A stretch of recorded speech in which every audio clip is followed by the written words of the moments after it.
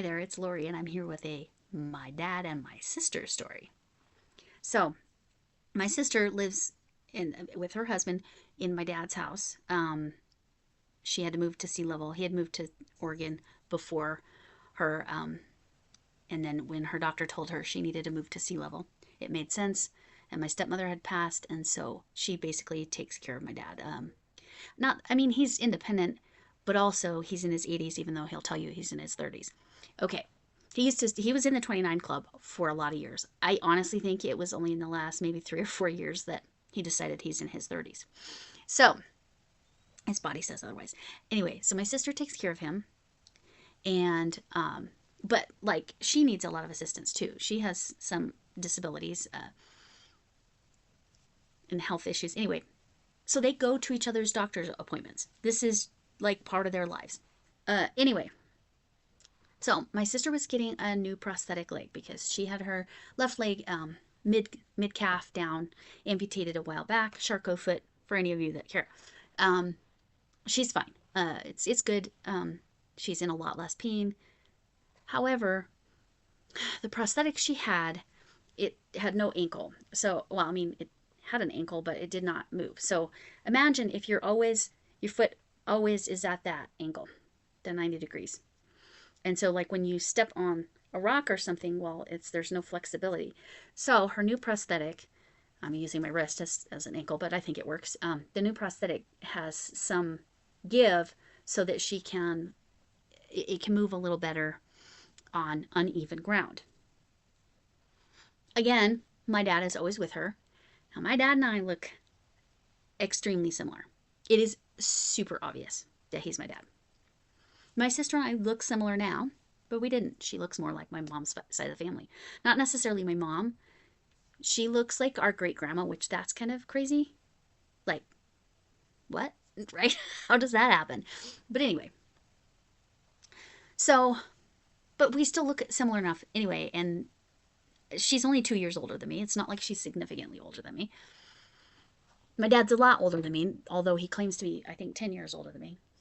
Whatever. He said he wished me a happy 23rd birthday this year. Yeah, close.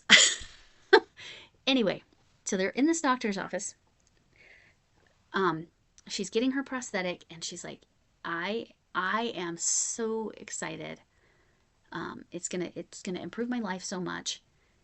And then the doctor or the nurse or the assistant or whatever, somebody in the room looks at my dad and says, "Oh, well, how do you feel as the husband?" They thought my dad was her husband. Yeah. Yeah, they busted up laughing. I'm the dad. I mean, he looks young, but he doesn't look that young.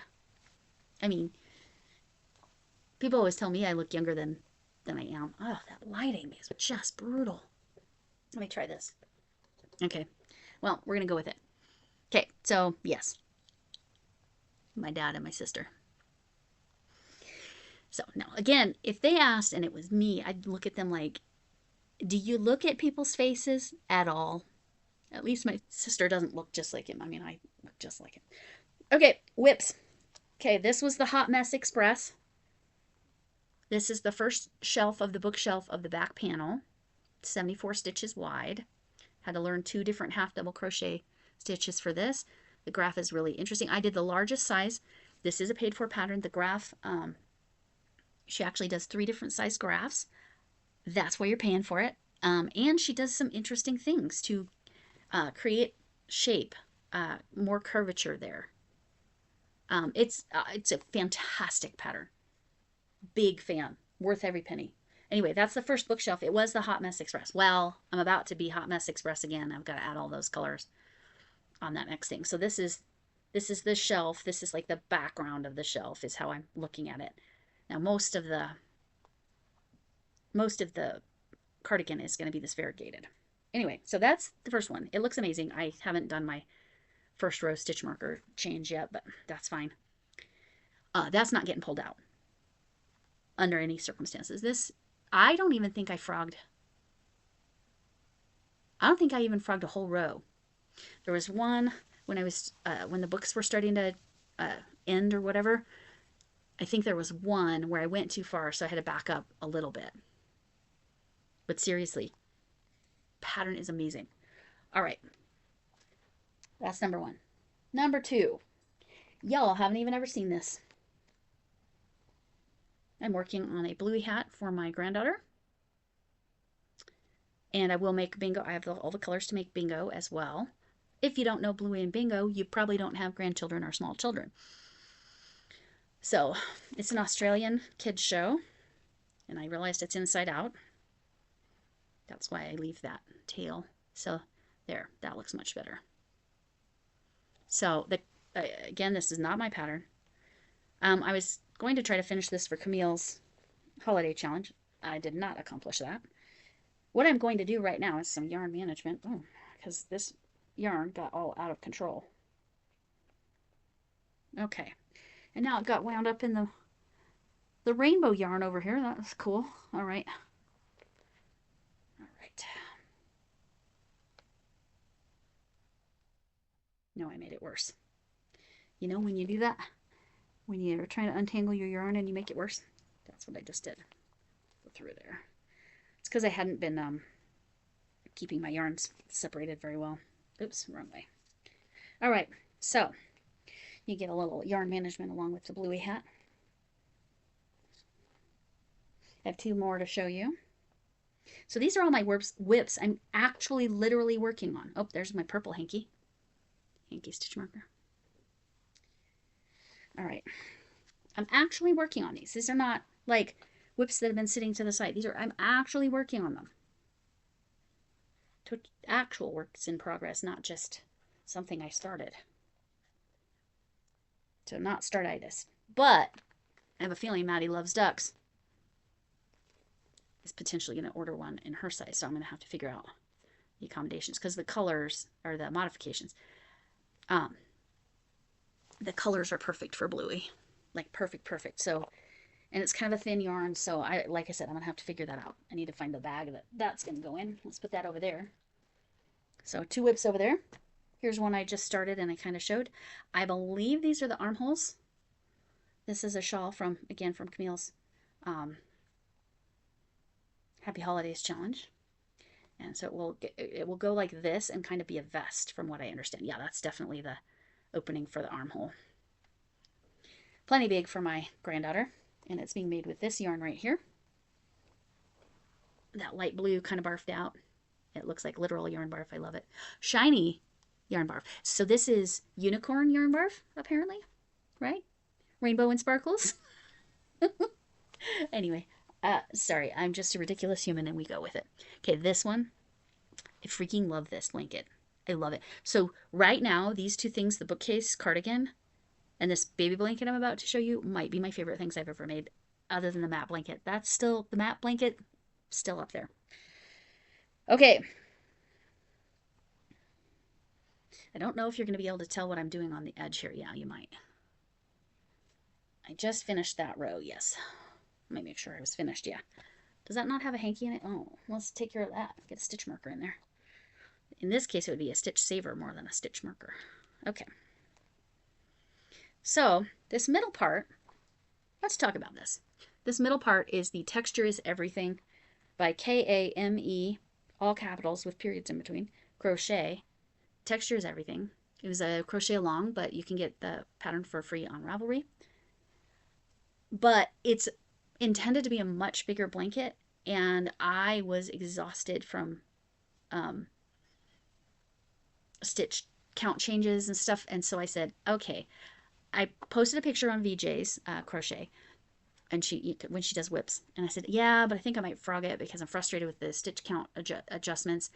And VJ said, don't frog it, Lori, just change the pattern. So thank you, VJ. So that all of that is still there and it's beautiful. And now right here, this little section is from Just Vintage Crochet's 1 hour scarf, I believe is what she called it. And now this part, can you tell what it is? I don't know. It's normally filet crochet, but I'm doing popcorns where there would be holes. It is actually going to be 2 trees. Can you see it now? Pine trees. So there's going to be 8 trees around. It's something like 17 or 18 rows.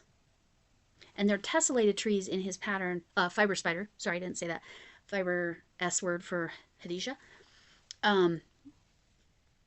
But again, I'm doing popcorns where there would be chain spaces to give it more texture and less holes.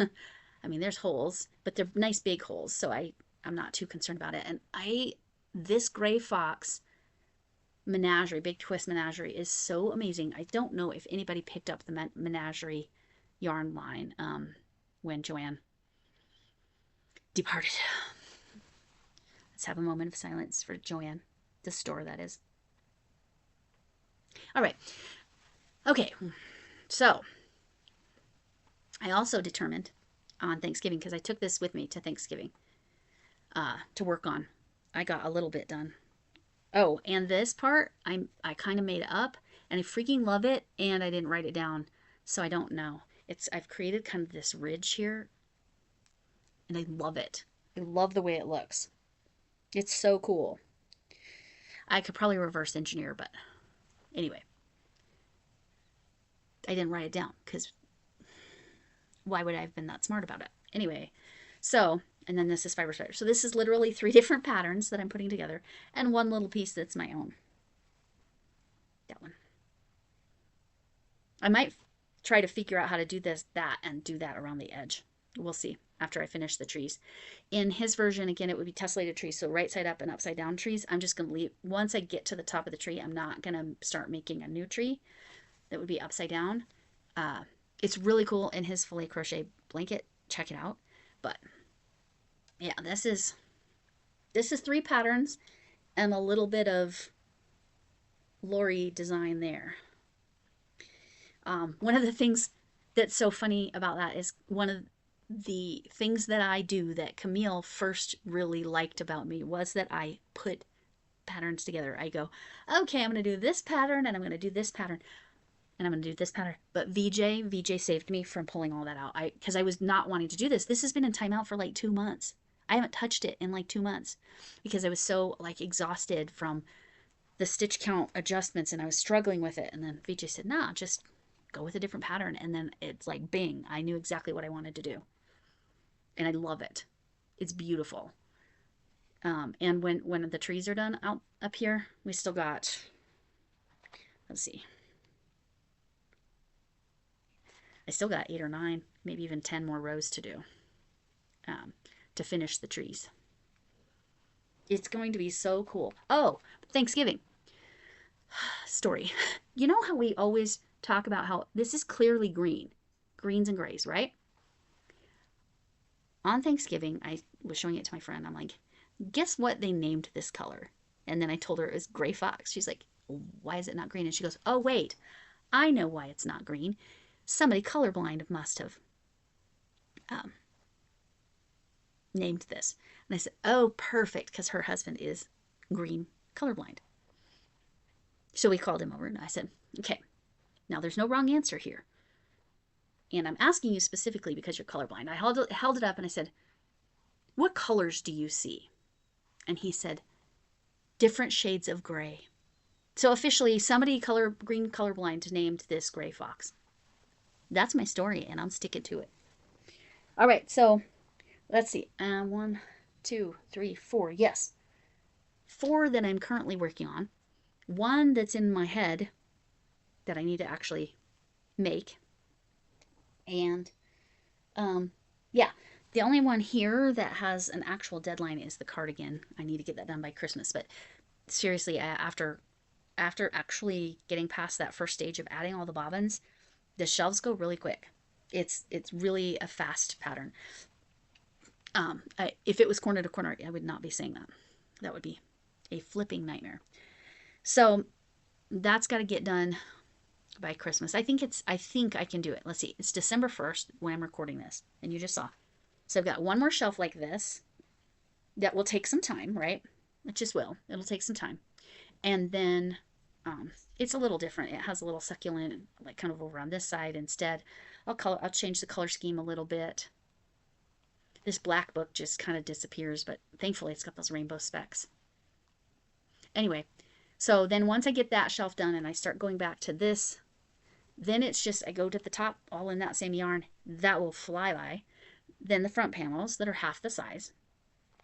You start with one, like so it's attached, and then you go and attach the other one. I think you skip 2 stitches in the middle or something like that. Anyway, but it'll be an upside down version, which she's done the graph upside down because then it'll flip over the shoulder. Anyway, I'm telling you, it's a brilliant pattern. So love, love, love, love this. Can I get it done before Christmas? After I have till the 26th. So worst case scenario, this is going to be what I'm doing Christmas Day. I think I'll be done. In an ideal world, I'll have this done ASAP and as soon as possible. And I'll get my son-in-law's corner to corner Dungeons and Dragons blanket done. That's probably not actually happening. That's some delusional world that I'm living in right there. We can pretend that was not an insane statement. Yeah. I mean, I could, but I literally would never sleep from now till then. Anyway, that is my Wednesday, Whip It Wednesday. There's all kinds of, chaos in there. I apologize for that.